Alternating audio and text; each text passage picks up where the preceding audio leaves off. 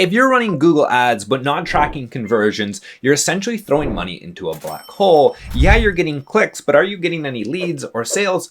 Honestly, we don't know because you're not tracking conversions. So many companies do this, and honestly, I'm shocked by some of the size of these companies. They're spending tons of money, but they literally just don't know whether or not they're making any back through Google Ads. And in today's video, I'm going to show you exactly how to set up your own conversion tracking inside Google Ads so you know exactly what leads are coming in and so that you can actually see whether or not Google Ads is getting the results you want. Now, first off, my name's Matt. I'm the owner and operator of Tradesman Digital Marketing. We're a full-service Google Ads agency that specializes in service-based businesses. We use conversion tracking every single day in order to actually check the performance of these campaigns. It's super important, and the AI needs this conversion data in order to optimize your account so you can get better results month over month. If you don't have that, your account is going to stagnate and you won't be able to tell whether or not your account is actually successful. Now let's actually get into setting up Google Ads conversion tracking. And the first thing you're going to want to do is get into your Google Ads account. You're going to come over here to the sidebar. We're going to hover over goals, and under conversions, you will see summary. We're going to click on that, and then this page will pop up, and it looks super complicated. It's not. The only thing you need to worry about is creating a conversion action right now. You might have other conversion actions already created in your account. You might not. It just depends on whether the account is new or not.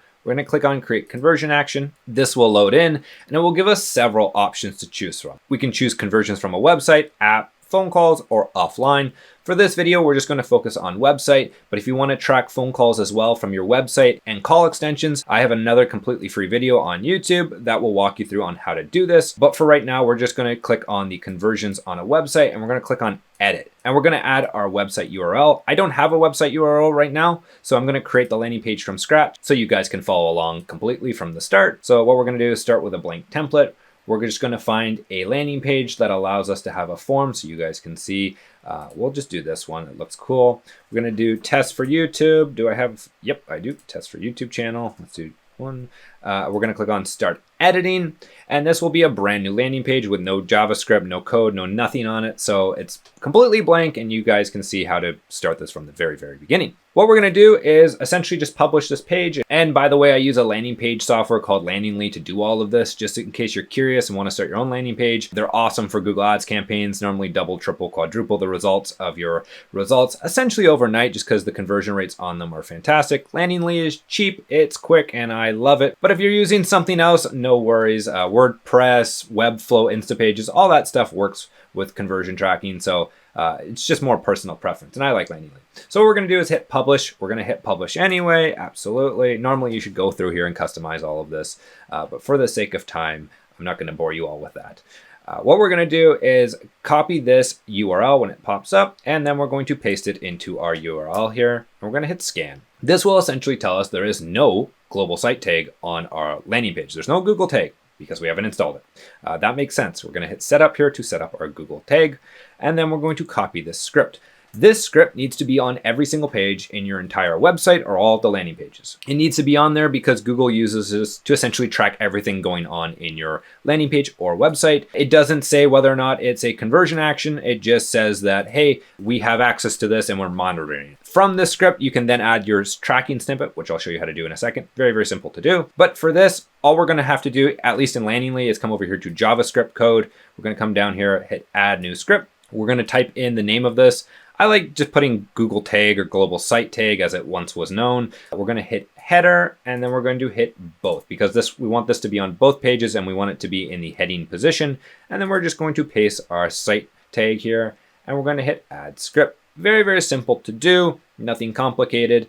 What we're going to do is come back here to our demo account. And what you can do is hit test installation. If you're using a landing page with a custom URL, this probably won't work because it will try using the root domain. So what I'm going to do is hit cancel. I'm actually going to come back here, exit out of this, and then I'm going to hit edit. I'm going to come back here. I'm going to open up our landing page. I'm going to copy this landing page URL with the HTTPS. I'm going to hit scan, and then this will pop up saying that the global site tag or Google tag is installed on this, and we are ready to rock and install the actual tracking snippet. We're about 50% done at this point. So good for you for following along. What we're going to do is hit done, and then we're going to hit continue now that we have our Google tag installed. Now what you can see here is essentially what are we going to measure? They give you a whole bunch of options: book appointment, request quote, add to cart. All of this is essentially the same other than maybe page view and add to cart. Request quote, book an appointment, all of this essentially is the same. You don't need to worry about it. What I'm going to use for this one is request quote just because it's the most applicable to service-based businesses, especially when you're trying to get a lead coming in. Normally they fill out some type of lead form, fill out their email, phone number, location, and then that goes to the actual company and they respond back to the client. This is what we're going to be tracking. We're tracking that form submission. Now what we do here is we hit setup. We're going to come over here to create a manual event, and then we're going to name it. So we could name this as, let's say, form submission for YouTube test. You can name this whatever it is. Maybe it's pool installation, maybe it's HVAC, maybe it's whatever it is. Just pick a name so you know and recognize it. What we're going to do is hit use event, and then we're going to hit save and continue. What this will allow us to do now is actually just copy a piece of code. There's two options here, page load and click. Page load essentially just means whenever the page loads in, count that as a conversion. When someone fills in our form submission on our landing lead site, they will be redirected to a thank you page, which we can then place this code on to trigger Google Ads and essentially say, hey, this person converted, count them as a conversion, put it in our account. Very simple, very easy to do. It's not overly complicated. The other version is click. Click is a little bit more complicated and it doesn't accurately track everything. Just because people can click on things, it doesn't mean they actually submitted the form. So I'm not a big fan of click. I prefer page load, and it just makes everything a lot easier. It makes it essentially foolproof. After we copy this, we're going to come back to our landing page. We're going to come back here to our JavaScript code. We're going to hit the add new script. We will do this as, let's do thank you page confirmation, thank you page code.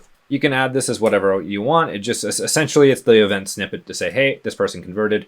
We're going to hit body top for this one. For every landing page builder, for every website, it's going to be slightly different where you place this code because some software use different codes that interact with how Google Tag Manager essentially works. So for landing lead, we're just putting it in the body top section. We're going to hit the thank you page. You do not want to put it on both pages or else you'll have a conversion rate of like 150% because it will track literally every single page view as someone converting. We don't want to do that. We only want to place it on our thank you page. Then what we're going to do is hit add script and hit save. This will then add this to our landing page and we are good to go. As you can see, thank you page code added and the global site tag is added. Of course, these should be added to every single landing page you're going to be using. You can use the same codes for many landing pages. It's completely fine. What we're going to do now is come over here to actually test this to make sure it is working. Please test because sometimes you can add this wrong. You could add one extra letter on the line of code and it won't work. So please make sure it's tested and it's set up correctly. I'm going to show you how to do that right now. What we're going to do is scroll down here. We are going to come over here to our conversion action we just created. As you can see, form submission for YouTube test. That's ours.